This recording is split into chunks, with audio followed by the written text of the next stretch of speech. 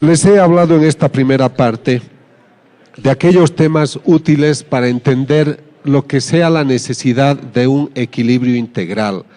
Les he hablado de la parte biológica, de la parte emocional, del lóbulo prefrontal. Y yo noto que en nuestra sociedad el espíritu ha sido bastante relegado. Si ustedes piensan en lo que sea la definición de espíritu, debemos redimensionar el valor de esta palabra. Y permítanme contarles algo que es sumamente importante para mí. En el año 1990 yo era ateo y estaba escribiendo un libro que se intitulaba De la neurona a la persona. Estaba tratando de explicar cómo el cerebro ha evolucionado de tal manera que un día este mamífero se vuelve persona. Pero el año 92 empiezo a hacer estas investigaciones sobre fenómenos místicos y resulta que voy al Ecuador. Pero el año 94 me ocurre esta experiencia con una persona. El año 92 yo empecé a cambiar de vida debido a las investigaciones que les voy a mostrar. Pero el año 94 el obispo del Ecuador había pensado que la señora Patricia Talbot no era una vidente auténtica, sino falsa. Entonces yo viajé al Ecuador para estudiar el caso de ella y demostrar si es que era realmente falsa o era auténtica. Los estudios demostraron que ella sí era una vidente auténtica y gracias a esos estudios el obispo le dio autorización hoy para que trabajara, hoy están haciendo una iglesia, etcétera. Los estudios sirven para eso. Pero lo que les debo contar es que mientras entrevistaba gente, entra una mujer que tenía también experiencias místicas. Era la primera vez que yo la veía. Yo no sé cómo llaman ustedes a las gentes que vienen del pueblo. Era una gente humilde, sencilla, sin ninguna formación, de unos 50 años, y me dice: yo tengo 2 mensajes de Jesús para usted. El primero dice que usted a través de la ciencia debe ayudar a demostrar qué videntes son auténticos y cuáles son falsos. ¿Y cuál es el segundo mensaje?, le digo. Y me responde: dice el Señor que usted no sabe qué hacer con su libro de la neurona a la persona. Ella no podía saber esto. Yo estaba escribiendo ese libro en los años 90, el año 92 estaba en el 8º capítulo y dejé de escribir porque era un tema en clave atea. Entonces les estoy hablando de que esto es serio. Entonces ella me dice: y el Señor me ha dicho que le diga lo que usted no sabe. Me dijo: el alma es la vida. Dios nos da la vida a través de una animación del cuerpo. Lo que anima la vida en un cuerpo es el alma. Por eso el animal tiene alma animal. Por eso la planta tiene alma vegetal, porque tiene vida, pero no tienen espíritu.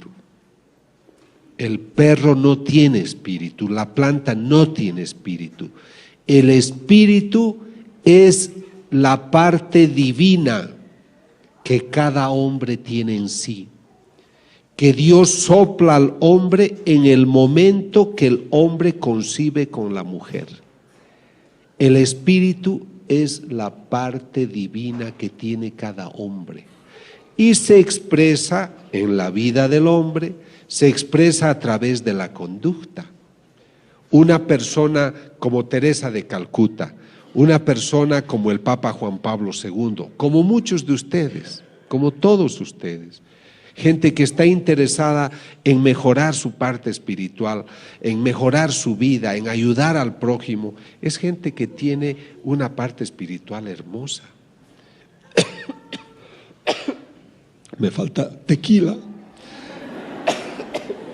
Entonces lo que sucede es de que cuando nosotros nos alejamos de esa relación espiritual con lo espiritual, se achica la dimensión espiritual y nos materializamos. Por eso mi amigo millonario que tiene todo es infeliz, porque su dinero no le basta y va comprando placeres, pero no es feliz. El hombre que ignora su dimensión espiritual, ignora los valores que vienen de esa dimensión. Entonces, este es el problema que nosotros tenemos. Por eso es que yo creo que nuestra sociedad debe volver a redescubrir su vida espiritual. Ahora, ¿qué ha pasado con el ambiente científico? Yo he estado muy cerca de la doctora Rita Levi Montalcini, premio Nobel de Medicina, porque ella descubrió cómo nacen las neuronas. Yo he trabajado cómo estimular bioeléctricamente las neuronas. Y ella me dice, pensar que el hombre tiene un espíritu es una ingenuidad. 50% de los premios Nobel, de los científicos que venden sus libros con mucho éxito, no creen en el espíritu. Ellos insisten en que venimos del mono. Ellos insisten en esas teorías de que somos fruto del caos, de los choques interplanetarios, de las primeras partículas que cayeron, que venimos del mono. Y ahora miren cuán inteligente es el hombre de hoy, que le es más fácil creer que venimos del mono que de Dios. Es que es grave. Y hay teorías que dicen que venimos de las abejas. Yo no sé cómo harán esa concepción de un mamífero semejante que salgan las abejas. Entonces, tenemos problemas serios de puntos de vista. Pero a veces estas gentes tienen tanta fuerza que ellos son los que ganan. Y nos desconciertan. Y muchos de sus hijos les dicen, mamá, yo no creo porque no puede haber espíritu, porque en los laboratorios no se puede ver y ni tocar ni medir. La gente se ha hecho empirista, quiere ver, tocar y medir para creer. Entonces tú te quedas desesperado, desesperada, porque dices, hijo, ¿cómo te he de demostrar que Dios existe si no lo puedo poner en un laboratorio? Pero Dios es muy Señor, el Señor es muy Señor. Y está preocupado de darte razones, motivos para que creas. Y creo que se sirve de muchas cosas. Y la primera experiencia que yo quiero presentarles es la siguiente. Yo les he dicho que empiezo el año 92 estudiando una imagen de un Cristo, que no es la que ven, es otra, pero ese fue el inicio de otras investigaciones. El año 95 me llaman a una ciudad de Bolivia que se llama Cochabamba, porque esta imagen del Cristo exudaba lágrimas cristalinas y lágrimas de sangre. Cuando yo hago estas investigaciones, me voy delante de la imagen y me quedo horas y horas y horas. Aíslo la habitación, voy con un notario, voy con testigos, filmamos, grabamos y ponemos una máquina a control remoto, de tal manera que durante la noche pueda yo registrar si hay efusiones de lágrimas. Entonces, cuando yo fui a estudiar esta imagen, me di cuenta que en la frente tenía unas costras, o sea, había un proceso que se presenta también en las personas cuando tenemos algunas heridas. Entonces yo le tomé una muestra de costra, eran unas 200 costras en la frente, tomé una al azar y la mandé a analizar a un laboratorio patológico de Australia, en New Wales. Y me dicen, doctor, 2/3 de esa costra son sangre humana, pero 1/3 no. Es algo duro y tiene que llevarlo a usted a otro laboratorista. Llevamos a un laboratorista, a un forense botánico, y nos dice, es la punta de una espina. Y reconocemos sus características por las celdas, por la distribución molecular que tiene. Es una espina propia de un país árido como Israel, como el Asia Menor. Y en Bolivia eso no existe. ¿Cómo es posible que en una estatua de yeso salga sangre, se formen coágulos, se formen costras y dentro de una de ellas haya una espina? Muchas gentes cuando escuchan de esto dicen es que dentro de la imagen hay algún mecanismo que le hace exudar. Yo no estoy usando la palabra llorar, nosotros decimos exuda o tiene efusión de sangre o de lágrima.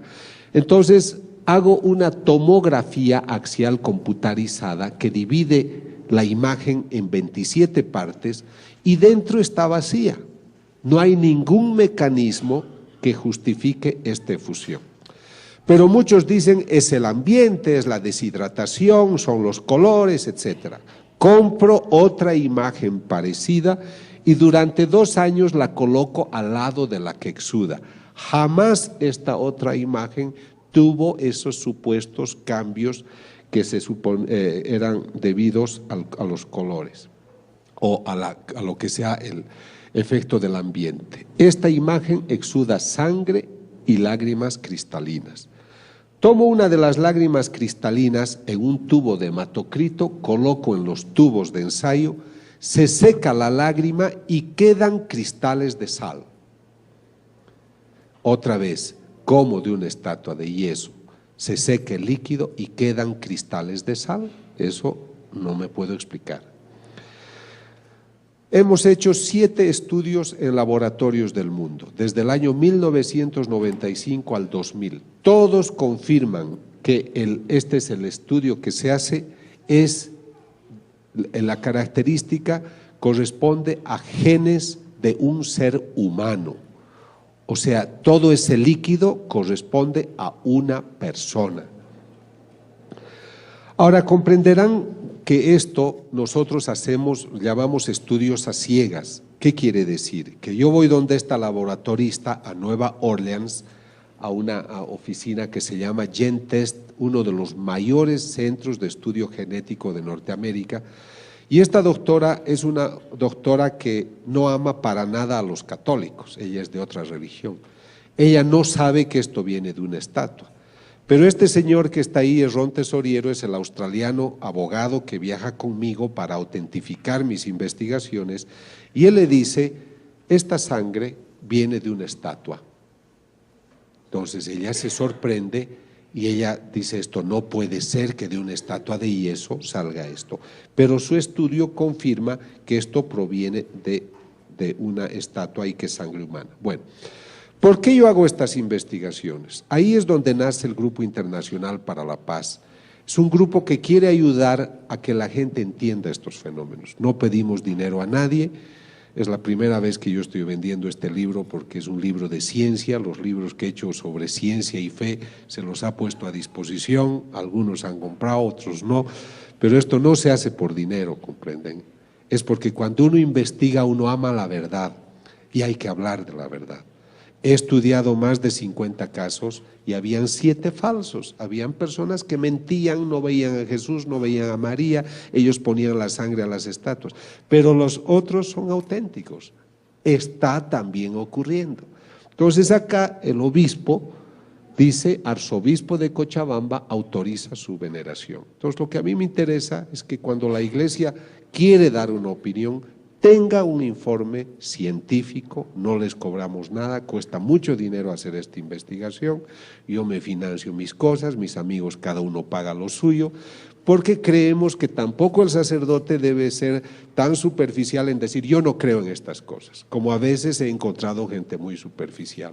Para hablar de estas cosas hay que estar bien informados, y yo estoy muy bien informado porque son 12 años que viajo haciendo estas investigaciones. Entonces lo que tratamos es ayudar al discernimiento. Ahora quiero aclarar de que la voz científica no se adelanta a la voz de la iglesia. Nosotros, científicos, ahora católico, me someto a la autoridad de la iglesia. Y yo aconsejo que cuando hay estos temas, ustedes esperen siempre la opinión de la iglesia, porque en nuestros países latinos hay mucha especulación. Doy una charla en Colombia, hay 80 videntes, doy otra charla en España y 90 videntes. O sea, hay que tener cuidado porque también somos muy susceptibles y creemos muchas cosas. Justamente un taxista que me llevaba esta mañana me decía, pero hay también imágenes en los árboles, en los tallos de los árboles, etcétera, en los troncos, y mucha gente cree, comprende, y otros saben manejar muy bien eso. Entonces hay que esperar la opinión científica, pero sobre todo la opinión de la Iglesia. Estos estudios que yo realicé de varias investigaciones de apariciones de la Virgen, exudaciones, estigmatizaciones, llamaron la atención de la Fox, del canal de televisión americano. Entonces mandaron a este señor que se llama Mike Willesee a que me investigue. Ellos estaban preparando una película que se llamaba Estigmata, que es una mala película, pero ellos querían hacerse propaganda y pensaban que mis estudios eran falsos. Entonces mandaron a este señor para que él replique mis investigaciones en mi delante. Entonces ellos fueron a Bolivia, tomaron las muestras del Cristo. Hay una vidente de la que les vamos a hablar que se llama Catalina. Él dijo de que como esa vidente no había sido estudiada, que la traerían a México, al Hospital de Los Ángeles, para que la estudiaran, y que yo podría seguir las investigaciones, pero sin intervenir. Y el día 28 de julio de 1999 me sentarían en un sillón para decirme, yo salgo mejor del lado derecho por si acaso. Entonces, dice que estemos sentados en unas sillas que a través de un satélite nos van a entrevistar directamente desde el laboratorio donde ellos han hecho sus investigaciones para decirlo en público si hemos dicho la verdad o no. Entonces yo ese día estaba sentado y se contactan con los laboratoristas, 28 millones de personas veían que luego se ha hecho una película que se llama Signos de Dios, la ciencia prueba la fe, y pues fueron al laboratorio y la laboratorista dice, debo confirmar que los casos son auténticos. Y eso es lo que a mí me ha dado prestigio internacional, porque la Fox no es el Vaticano. Eran unos señores que querían hacer lo suyo, gastaron $2 millones, a mí no me pagaron ni un centavo por si acaso, pero ellos querían ver si esto era verdad o no. Y lo que podía haber sido algo negativo para mí se ha vuelto a favor, porque delante de todo el mundo, esa noche fueron 28 millones, pero luego ha ido a todo el mundo, pues han dicho, esto es verdad. Y entonces eso solamente quiero contarles para que sepan de que yo también, el investigador, he sido investigado. Han hecho una película de 2 horas, documental Signos de Dios, la ciencia prueba la fe, y pues allá ellos fueron los que estudiaron el caso de quien les hablaré luego. Cuando empecé a estudiar esa imagen del Cristo que lloraba, como yo era ateo, yo no estaba relacionado con miembros de la iglesia. Entonces muchos me dijeron de que no podía ser, de que cómo, me tienes que avisar antes para que yo pose, ¿no es cierto? Entonces descubrí, bueno, me decían, no puede ser, estos casos no hay. Pero luego, estudiando, encontré que en el año 1953 lloró esta Virgen en Italia, en Siracusa. Y el año 1954 el Papa Pío XII la aprueba, dice este es un caso extraordinario y hacen una basílica. Entonces yo tenía un argumento para demostrar a los religiosos de que realmente habían casos de este tipo y que una prueba era esta exudación que exudó 4 veces. Ese Cristo de Cochabamba ha exudado casi ya 200 veces. Y luego empiezo a conocer más casos en Italia en Italia también esta es la rosa mística que exuda y muchas imágenes. Y tengo que viajar a Akita, Japón. En Japón empieza a llorar la Virgen. Es una imagen de madera que exuda 101 veces, lágrimas cristalinas y sangre. A quien le ocurre eso es a una monjita, que es una vidente que ve a la Virgen, se llama Agnese Sasagawa. Es una religiosa sorda. Ella empieza a verla a la Virgen y se sana de la sordera. Muchos dudan, pero el obispo es un hombre serio, quiere saber todo, hace las investigaciones y el año 1985-90 hace documentos apoyando esta aparición, y el mismo cardenal Ratzinger el año 90 convalida las apariciones de Akita, Japón. Entonces, no es que la Iglesia no se interesa, lo que pasa es que quienes no hablan bien de estos eventos no están bien informados.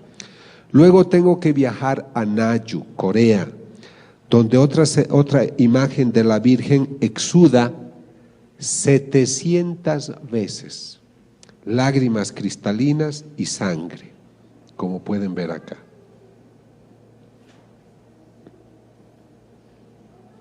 ¿Ves? Este es del lado derecho. Y estas son las muestras, de sangre que hemos tomado para analizar y comparar con otras investigaciones que me tocan realizar. Ahora, no en todas partes hay exudaciones de lágrimas de sangre o cristalinas. En algunos lugares hay efusiones de aceite. Esto ocurre en la casa de una estigmatizada que se llama Catalina, tiene a la Virgen de Fátima, y yo tomo las muestras y miren que estaba yo en México y extraigo el líquido y es aceite de oliva. Este estudio lo hice realizar en el Tecnológico de Monterrey porque yo estaba haciendo una investigación allá. ¿Cómo puede ser de que tengamos estas imágenes que pues exudan, y en este caso aceite? En muchos casos estos aceites los aplican a los enfermos y pues se sanan. Sé que han venido unas personas enfermas de cáncer y de otras enfermedades, les agradezco por su bondad. Ojalá Dios al volver a sus casas les dé una linda sorpresa de cariño y de sanación física, espiritual, si es su voluntad. Luego voy a Colombia, a Medellín, porque en Medellín ha ocurrido algo único, y escuchen con atención porque es muy bonito. Es una escuela de niños huérfanos, dirigen unas monjitas. Esta imagen de la Virgen la tienen en el patio, es un póster grande, pero ya está hace más de 30 años y se ha despintado. Y para sorpresa de todos, empieza a aparecer el color, como si alguien empezara a pintar. Y hasta hoy nadie puede describir cómo se ha podido realizar. Y ocurre de que tiene cada vez unas exudaciones de líquido transparente con mucha frecuencia. La llaman la imagen de la Virgen renovada, es la de María Auxiliadora. Ahora voy a entrar a un tema que es muy interesante y que seguramente lo voy a tratar con más profundidad. Me llama el cardenal de Buenos Aires. Les recalco esto porque la Iglesia, después de tantos años de trabajo, valora estas investigaciones. Entonces me llaman porque en Buenos Aires resulta que hoy hay la moda de que cierta gente comulga con la mano. Entonces alguien hizo caer la hostia y como la hostia estaba sucia, ya no la quiso levantar, consagrada. Entonces alguien le avisa al sacerdote, el sacerdote la toma y la pone en esta fuente y la deposita en agua para que se disuelva, que es una norma que ellos tienen, y luego la echan en una plantita. A los 5 o 6 días que estaba en el tabernáculo, abre el tabernáculo y ve que en vez de haberse desintegrado hay unas manchas rojizas. En sus distintas formas ve que el líquido aumenta en los días sucesivos y es ahí donde me invitan a mí a tomar una muestra y saber de qué se trata. Yo viajo varias veces y tengo 2 muestras. Una es una masa gelatinosa, porque les he contado de una hostia, pero lo mismo ocurrió con otra hostia. Son 2 hostias que debo estudiar. Una es esta y otra es una que exudó el año 96, que tuvo esta efusión y que se ha vuelto costra seca. Ahora, yo viajo a Norteamérica, a unos laboratorios de California, llevando esta muestra. Yo no les digo esto viene de una hostia. El estudio a ciegas consiste, señores laboratoristas, tengo esta muestra, analícenla. ¿Cuál es el resultado? Doctor, la muestra que usted ha traído es músculo del corazón, músculo del miocardio, del ventrículo izquierdo. Es el primer resultado. Pero hay muchas cosas que descubrir. Este estudio ya lo estamos realizando desde el año 99. Pero hace un par de meses descubrimos que había un gran experto en cardiología, en patología y en bioquímica. Es el único profesor que ha escrito un libro, Cómo pronosticar de qué ha muerto una persona cuando el corazón ha sido lesionado. Entonces, este profesor es un profesor muy famoso, el profesor Tsugibe. Entonces, se le entregan a él las muestras y él dice, esta persona que tenía este corazón tiene que haber muerto muy maltratada, porque en su corazón hay lesiones que muestran que ha sido muy golpeado. A este hombre lo han torturado. Él no sabe que esto es una hostia. Y luego, ¿qué es lo que sucede? Él dice, pero algo ustedes me tienen que explicar. ¿Cómo es posible que cuando yo estaba estudiando esta muestra, la muestra palpitaba, latía? Así que explíquenme cómo le sacan ustedes el corazón a un muerto y me lo traen vivo hasta mi laboratorio en Nueva York. Profesor Tsugibe, no es lo que usted piensa. Esta es una hostia consagrada que ha empezado a sangrar. Imagínense, él tiene más pelos que yo, casi se los todos. Porque imagínate a un hombre que le digas de esta masa de trigo que se ha vuelto sangre, se ha coagulado, hay una muestra de músculo del corazón. Pero ahí no termina la cosa, porque como él dijo, díganme cómo es posible que esté viva. Les estoy hablando de que esto estoy estudiando desde el 99, son 5 años, amigos, que la muestra está en mi poder. Entonces yo viajo al laboratorio de Buenos Aires hace pocas semanas y busco los documentos de los primeros estudios que se hicieron en Buenos Aires. Y escribe la laboratorista que ha hecho el primer análisis. Dice, se observan unos líquidos, glóbulos rojos, se observan glóbulos blancos, hemoglobina. Lo que me llama la atención es que las células estén palpitando y que estén latiendo. Pero ya habían pasado varios días. A los 15 minutos los glóbulos rojos, los glóbulos blancos ya se descomponen. Entonces, ahí es que me interesó mucho el tema del corazón y me entero de que en el siglo VIII, en Lanciano, una población al sur de Italia, un sacerdote celebraba la misa y dudaba si Cristo estaba presente en la Eucaristía o no. Él dudó y el momento de su duda, la hostia se vuelve sangre y se coagula.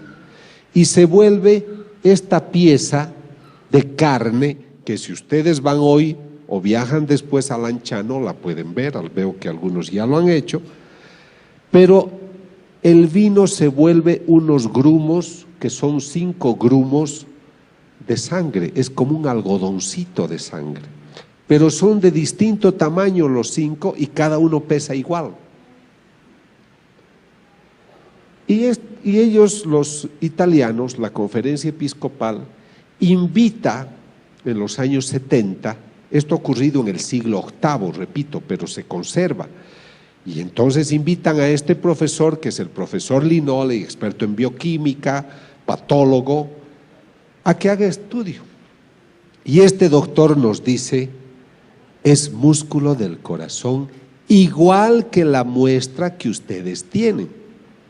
O sea que la muestra que yo tengo de la hostia de Buenos Aires, que es de los años 90, 2000, es la misma que esta, es de la misma persona.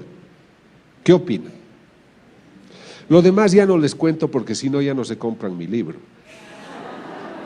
Entonces resulta mentira, no he traído el libro que habla de eso. Entonces miren, acá estamos hablando creo, de una prueba de algo extraordinario.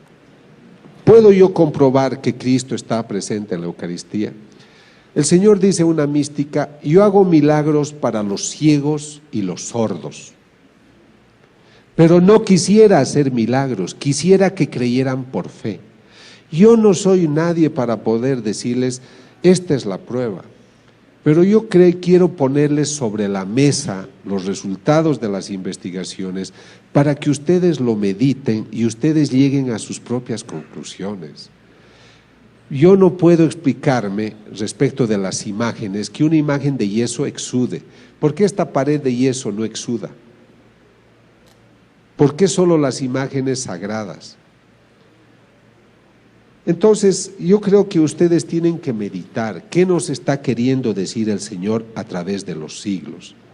Pero luego me entero que en el siglo XIII, también otra persona, otro sacerdote, no creía que Cristo estaba presente, esto en Orvieto, en Italia también, y cuando está dudando de que si Cristo está presente en la Eucaristía o no, el corporal que tiene se llena de sangre. Pero aquí ocurre algo impresionante, porque la sangre chorrea el altar y cae al suelo, y el piso es de mármol, y si ustedes van a ver hoy, ha penetrado la sangre al mármol y está ahí. Entonces sale, rebalsa y penetra. Es debido a esta experiencia del siglo XIII que el Papa Urbano, que se encontraba cerca de Orvieto, viaja al lugar a ver este milagro, y Urbano IV pide a Santo Tomás de Aquino hacer la misa, el ritual, la ceremonia para establecer la fiesta de Corpus Christi. O sea que sepan ustedes de que la fiesta de Corpus Christi nace de un milagro eucarístico. ¿Están cansados o no? Si no les cuento más cosas. Bueno, entonces les voy a contar una cosa muy bonita. Es que yo me regulo, no quiero cansarlos, pero les voy a contar algo muy bonito. Yo les conté que la vidente Patricia Talbot, el obispo decidió que ella era falsa.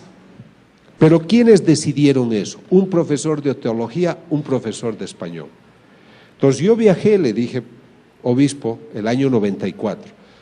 Yo le dije con todo respeto, no veo que ustedes, siendo teólogos y siendo profesores de español, decidan si el cerebro de una persona está sano o no. Ustedes no tienen la competencia para eso, pero yo sí. Yo soy experto en esos temas y además traigo mi equipo de expertos. Permítame que estudie el caso de la señora Patricia Talbot. Por suerte fue un buen obispo y me dijo, doctor, le autorizo, reconociendo que él había actuado de otra manera. El día de la investigación, yo no podía estudiar la aparición del Señor, porque ella ya no tenía apariciones, ni del Señor ni de la Virgen. Cuando yo estudio el cerebro de una vidente o de un vidente, su cerebro produce ondas delta, que son unas ondas de 3-4 latidos por segundo, que ningún ser humano produce si está despierto. Solo produces eso si estás en sueño profundo, en anestesia, estás con drogas, pero basta que despiertes y no produces ondas delta.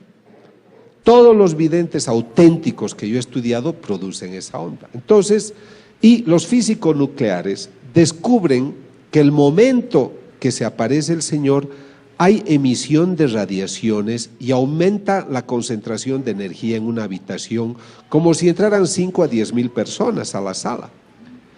Entonces, como esta persona ya no tenía apariciones, yo no sabía cómo demostrar la parte, digamos, de que ocurría algo extraordinario con ella. Entonces yo le dije a su sacerdote, le dije: Padre Martínez, le pido un favor, prepárela a Patricia para darle la comunión, porque si Cristo está presente en la Eucaristía, yo tengo que obtener en mis equipos los mismos resultados que cuando Cristo se aparece. Esa era mi atrevida hipótesis. Llega el momento de la investigación. El cerebro de esta mujer es normal, no es una loca, no es una chiflada. Hice entrevistas psicológicas, hicimos el estudio neurológico, no era epiléptica, no tenía tumores, etc. Y le digo: ahora dele la comunión. Le da la comunión y la máquina que mide la emisión de radiaciones muestra que al lado izquierdo de ella ha aumentado la concentración de energía. Y el rato que ella comulga, el momento que toca la lengua, el cerebro empieza a producir ondas delta, igual que cuando hay una aparición del Señor. Y ella se inclina a la izquierda mientras ha comulgado. Termina la comunión y le digo: Patricia, ¿por qué se ha inclinado a la izquierda? Porque el Señor se apareció, doctor, el Señor estaba acá todo el tiempo. Si ustedes van a un tabernáculo, no van a medir radiaciones. Pero el Señor permitió esa experiencia justamente por esta razón, para darnos pruebas de que algo extraordinario ocurre. Yo les diré, me he dedicado a hacer estas investigaciones, pero también tengo un poco de vergüenza ante Dios, porque cuando investigamos el primer caso de la vidente Nancy Fowler en Norteamérica, ella, el Señor le dice: Why do you test me? ¿Por qué me pruebas? El Señor se apena de que sigamos probando para tener pruebas. Pero también le dice: hija, es que viven en un mundo muy racionalista, ya no son sencillos como palomas, son gente complicada. Les he dado, imagínense, la Virgen tiene, yo era ateo cuando empecé esto, y me dicen: se aparece la Virgen, doctor, en Yugoslavia. Y yo digo: ¿cómo se va a aparecer la Virgen? Tendría que tener 2000 años de edad. ¿Cómo puede vivir alguien 2000 años? Porque yo venía del ateísmo, no entendía. Entonces viajo a hacer mi primera investigación a Estados Unidos. ¿Y qué es lo que encuentro? Ya no me basta que una persona me diga: doctor, yo veo a la Virgen. Durante las apariciones, las nubes forman estas imágenes. Pero no ocurre durante el Mundial de Fútbol ni durante las Olimpiadas. ¿Por qué ocurre en esos lugares? Entonces, tengo una serie de datos que me interesan mostrarles. Tú dices que la ves a la Virgen, sí, ella es Visca, no es que es Visca, sino se llama Vishka, ¿no? En croato me parece. No, ella dice que ve a la Virgen, le toman una fotografía y ¿qué ven detrás? Hay un rostro. El momento que se tomó la fotografía no estaba. Entonces, cuando yo estudio un caso, no me basta que me diga yo veo, yo tengo ayudas de distinto tipo, luego les hablaré la parte científica. Esta Vishka dice: la Virgen me ha dicho que como mañana es Pentecostés, caerán 12 lenguas de fuego como hace 2000 años. Al otro día, 5000 personas se reúnen y pueden ver cómo las 12 lenguas de fuego caen. O sea, aquí es interesante para la investigación de que haya un pronóstico, mañana va a ocurrir. De hecho, cuando yo dudo de algún vidente, lo que hago es pedirle una prueba, le digo: usted dígame qué va a suceder, escoja usted las cosas, que el Señor o la Virgen se lo diga y en base a eso yo me he de comportar, ¿no? Porque tiene que darme una prueba. Yo soy un investigador, no la va a dar a todo el mundo, pero si usted quiere que yo hable al mundo de esto, usted tiene que darme una prueba de que algo especial sucede con usted. Muchos ya no vuelven por eso.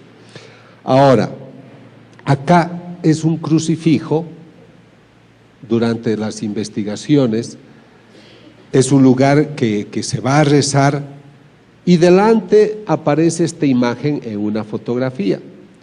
La gente puede decir de que es una sobreposición de imágenes, pero es una foto Polaroid, no hay replicación. Y ténganla en cuenta por lo que van a ver luego. Esto es Estados Unidos, lo otro ocurre en Corea. Esto sigue siendo Estados Unidos el 13 de octubre.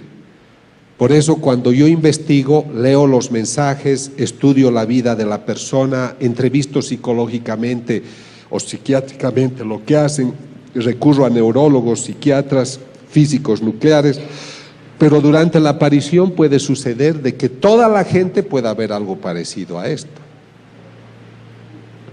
Esto ocurre en el Ecuador ante 150,000 personas. El cielo estaba oscuro y el momento de la aparición se despeja y aparece ese perfil. Esto ocurre en Corea, es lo que les decía. Este es el altar donde llora la Virgen. Se toma una fotografía, pero miren qué ocurre delante, ¿no? Esto ocurre en Colombia, en Ecuador, en Yugoslavia. Durante las apariciones, las nubes forman estas imágenes. Y hay detalles que yo observo, como la mandíbula. La mandíbula de la Virgen parece que es muy finita. Los que la han visto me dicen eso. En Yugoslavia una persona escucha un sonido, un ruido, siente la necesidad de tomar una foto del árbol y aparece este perfil. Ahora ustedes me dirán, ¿cómo se investiga? ¿Cómo puedo yo decirle a la iglesia, a las autoridades, esta persona ve a la Virgen o no?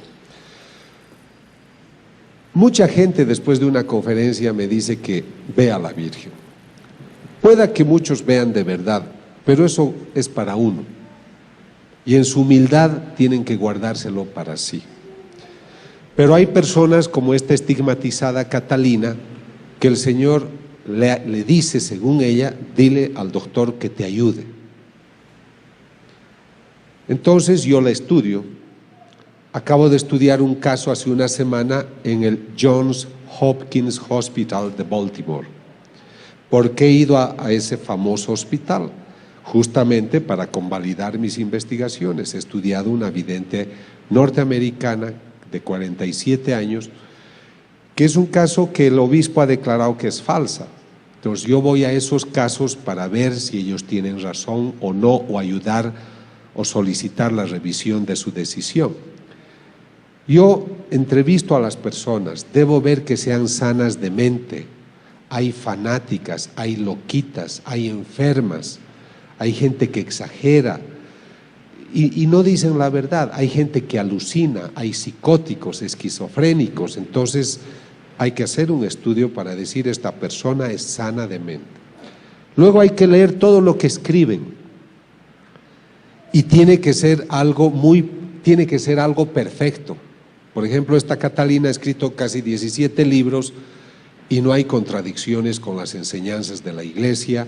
Es una persona que no tiene la formación cultural para darte una cita de 40 citas bíblicas, o que tú estés pensando algo y ella te responda, o ese texto de la misa, o los otros dos que van a poder leer, o los que quieran, pues te están mostrando cosas que ningún ser humano sabe. Yo cuando leo esos libros me sorprendo de la belleza que tratan. Ellos no tienen la formación, entonces veo que algo extraordinario pasa con ellos. Luego estudio con aparatos. Antes de los equipos veo su estilo de vida. Yo viajo de incógnito, les veo cómo viven. Yo he descubierto una vidente falsa en Ecuador, porque yo le decía, ¿y usted cuándo va a misa? Nunca la veo en la iglesia, era un pueblito. Es que yo voy a la misa con mi director espiritual. Le digo, ¿y dónde está su director espiritual? Ha viajado. Pero, ¿y cuándo usted reza? Nunca la veo ir al oratorio. Es que yo rezo en mi cama en la noche, me levanto, hago ayunos, duermo en el suelo. Todo era mentira. Pero recibía dinero y había gente que la buscaba y un sacerdote la apoyaba, ¿comprendes? Pero era todo mentira. Un día fuimos a la misa juntos y hacía calor cerca de Guayaquil. Hacía tanta calor que ella, como le hacía calor, era domingo, se salió de la misa y no escuchó la misa. Ningún domingo, ningún vidente un domingo va a dejar de escuchar una misa, solo porque hace calor. Entonces hay que estudiar también el estilo de vida. Hay tipos que son muy callados, otros que hablan más, pero todos son muy valientes, todos son perseguidos porque les calumnian, les dicen muchas cosas feas, pero son valientes porque perseveran. Los falsos casi siempre vienen y me dicen, yo soy vidente, además el Señor ha dicho que usted es una maravilla, que usted es un santo, que usted es melenudo, que usted tiene una linda cabellera, todo. Yo no les creo, ¿comprende? O sea, me echan muchos piropos y en general el Señor no es así. El Señor puede decir, mi hijo me sirve, mi hijo me ayuda, pero no te va a dar tantos piropos, ¿comprendes? En cambio los falsos te dicen, te adulan de muchas maneras. Por eso cuando viajamos no permitimos que nos paguen un hotel, que nos alojen en sus casas. Por eso yo no puedo recibir dinero ni de ellos ni de la iglesia, tengo que financiarme yo, porque tengo que sentirme libre de lo que hago. He tenido un grave problema en un país centroamericano. La prensa descubrió que el vidente que se decía estigmatizado, el momento en el cual según él sangraban sus manos, la televisión con un teleobjetivo descubrió que tenía una cruz y que al pincharla se perforaba el dedo, luego se untaba lo demás y decía, ahí están mis estigmas. Entonces el grupo que le ayudaba a este estigmatizado de unos 50 años, me llama y me dice, doctor, ayúdenos porque la prensa nos está atacando y dicen que este hombre es falso. Como yo soy Robin Hood, como soy el mosquetero que ayuda a los que tienen problemas, viajé para hacerme problemas. Entonces yo llego al lugar y le digo, me interesa verlo al vidente. Me llevan a un lugar, el grupo que lo apoya al hombre, que le ha regalado un auto de $50,000, que vive en una linda casa, que el tipo ya no trabaja, vive como un rey el hombre, eso también yo observo, ¿no? Entonces les digo, bueno, aquí estoy, lo entrevisto al hombre, no me dio la impresión que era místico, para nada, pero yo debo tener pruebas, no me debo basar en mi impresión. Entonces les digo, muéstrenme todo el material que tienen de cuando tiene sus estigmas. Y me dicen, doctor, hemos viajado a España, al convento donde está la santa que él representa, porque él habla como mujer y habla de una santa, etcétera. Entonces me muestran las películas donde está sangrando, 5 películas, y descubro en las 5 el momento que se perfora. Entonces yo he ido a ayudarle a descubrir que era falsa la perforación y descubro que otras 5 veces se ha perforado. Y yo le digo al grupo, queridos amigos, lamentablemente no les puedo ayudar porque el Señor realmente tiene la cruz con agujas que él se perfora. Me querían golpear, me querían sacar por la ventana, porque estaban molestos de que yo descubra una falsedad. Entonces, este es un problema. Hay gente que se hace fanática y que cree cualquier cosa. Por eso, no protesten contra la iglesia. Yo sé que a veces algunas autoridades son severas con ciertos videntes auténticos, pero estos están con Dios y al final la luz va a salir. Pero no hay que adelantarse, no hay que faltar al respeto a la decisión de la iglesia. Yo he estudiado 3 casos importantes y maravillosos de videntes que eran auténticos y luego han cambiado de vida y se han vuelto personas desagradables. ¿Qué pasaba si el obispo de ese lugar las habría aprobado? Harían el ridículo ahora. Entonces, por eso la iglesia está protegida por el Espíritu Santo y no tenemos que hacer depender nuestra fe de estos eventos. Estos eventos nos están despertando la fe, como ha sido mi caso. A ustedes estoy seguro que ahora van a comulgar con más entusiasmo. Pero no dependamos de la vidente, del vidente. Ellos son unos instrumentos que nos tienen que llevar a las enseñanzas de la iglesia, al dogma. Y entonces vamos a vivir mejor. Yo vivo mejor mis misas gracias a muchas cosas que me han dicho los videntes.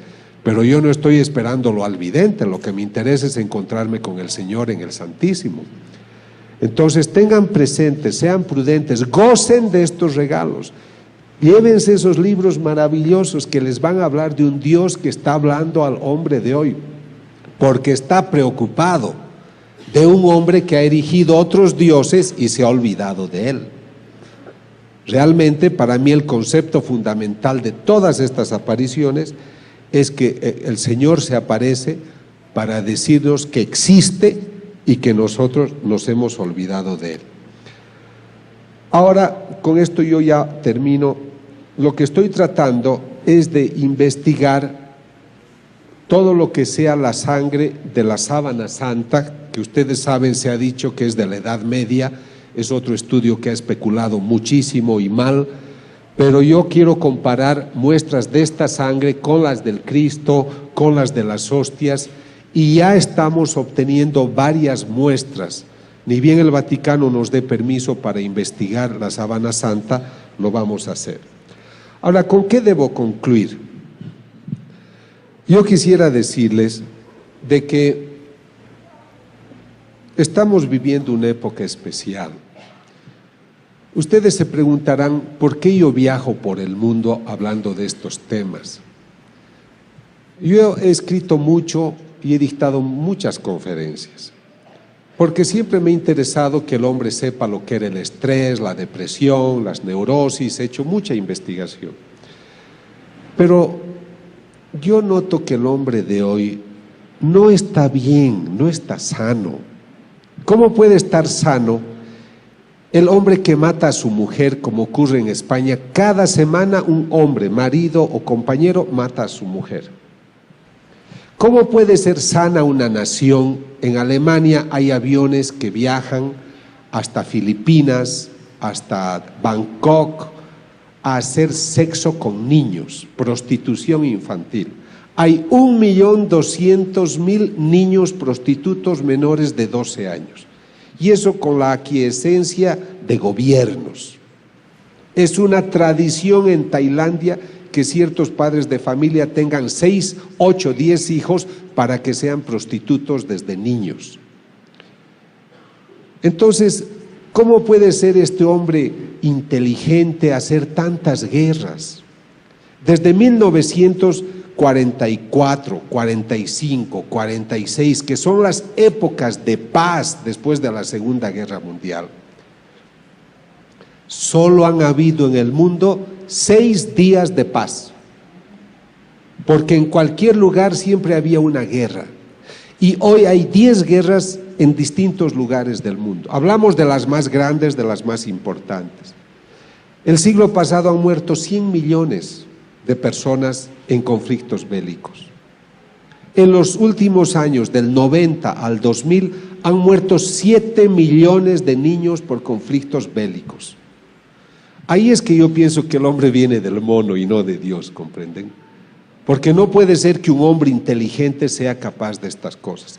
Entonces a mí me parece que todo lo que yo les he hablado, lo que trata es de hablarles bien del hombre, de nuestras maravillosas condiciones, pero quisiera invitarlos a redescubrir su dimensión espiritual.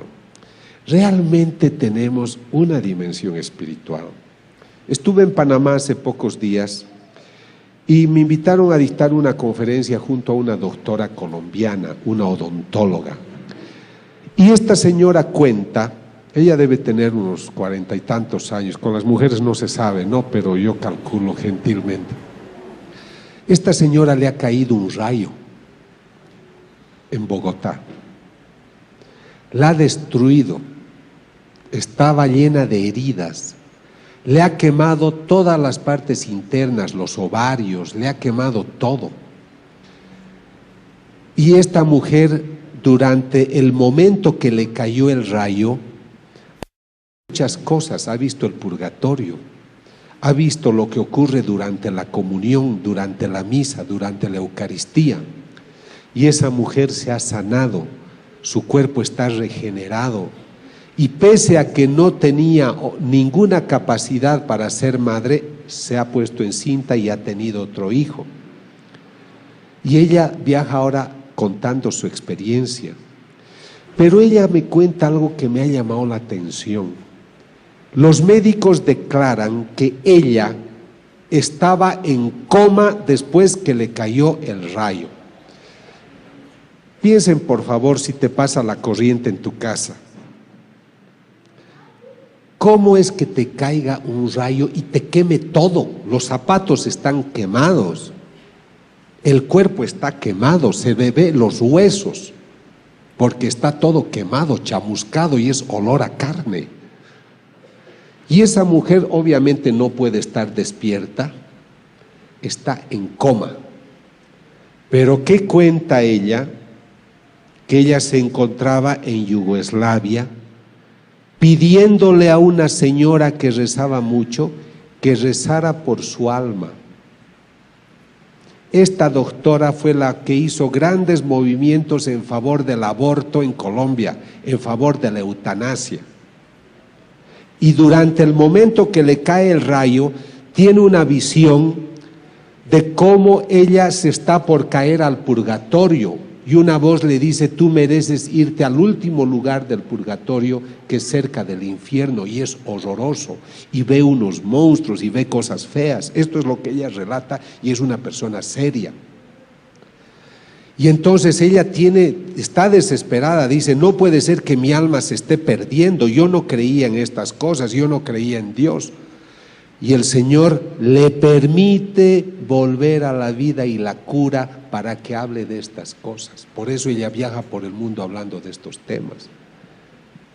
¿Por qué les cuento esto? Porque si ella estaba en coma en Bogotá, ¿cómo es que estaba en Yugoslavia pidiéndole oración y pidiendo oración a otras personas, y ella se veía lo que los médicos estaban haciendo con ella? Para mí este es un caso interesante porque demuestra que tenemos un espíritu, que es el que se estaba moviendo para pedir oraciones. Por eso hacen bien ustedes cuando hacen oraciones de reparación. Me da pena que hayan personas enfermas, pero benditas las personas enfermas, porque a través de ellos el Señor salva a mucha gente. Entonces esta mujer ha tenido una experiencia extraordinaria, y les voy a contar otra que a mí me consta más. Yo estoy trabajando para que la gente redescubra el espíritu. Entonces un día en Londres, un automóvil atropella a un señor. Escuchen esto porque es muy interesante. Este señor tiene unos 60 años, lo atropella el auto, está de muerte, lo meten de emergencia y el tipo muere. Entonces lo bajan a una sección donde está el tanatorio. Y de repente el hombre empieza a gritar y dice, sáquenme de aquí, socorro, ayuda, etcétera, y el tipo está vivo. Entonces, cuando todos se sorprenden, dicen, pero ¿cómo usted está vivo si estaba muerto? Le hemos hecho todos los controles. No sé, dicen, lo que pasa es de que yo quiero que traigan al cirujano que me ha salvado la vida, a ese pelirrojo. Al pelirrojo, sí, le dice, es el cirujano que te ha curado. Bueno, que venga.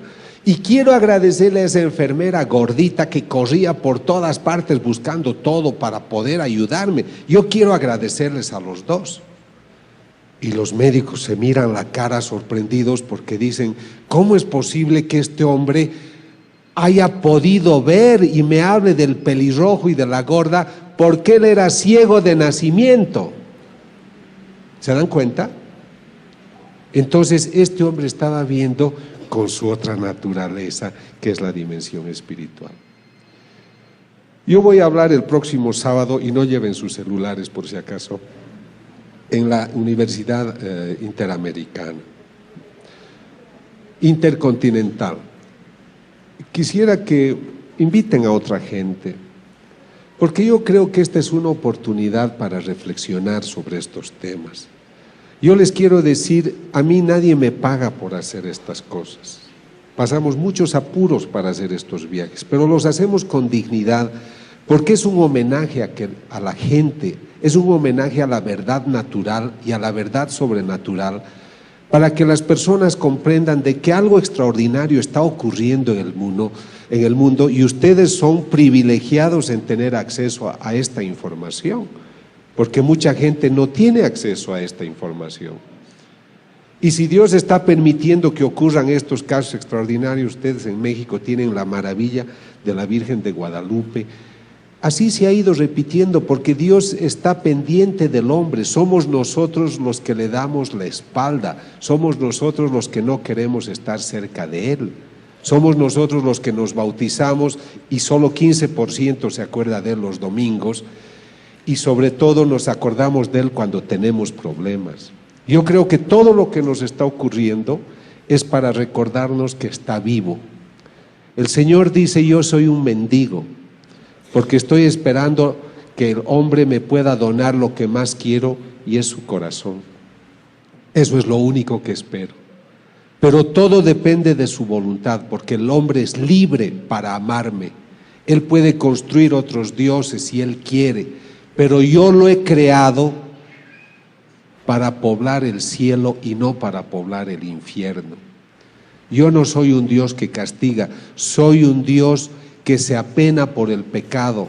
No te condeno, lo que quiero es más bien salvarte, quiero sacar de la muerte vida, porque yo he vencido a la muerte.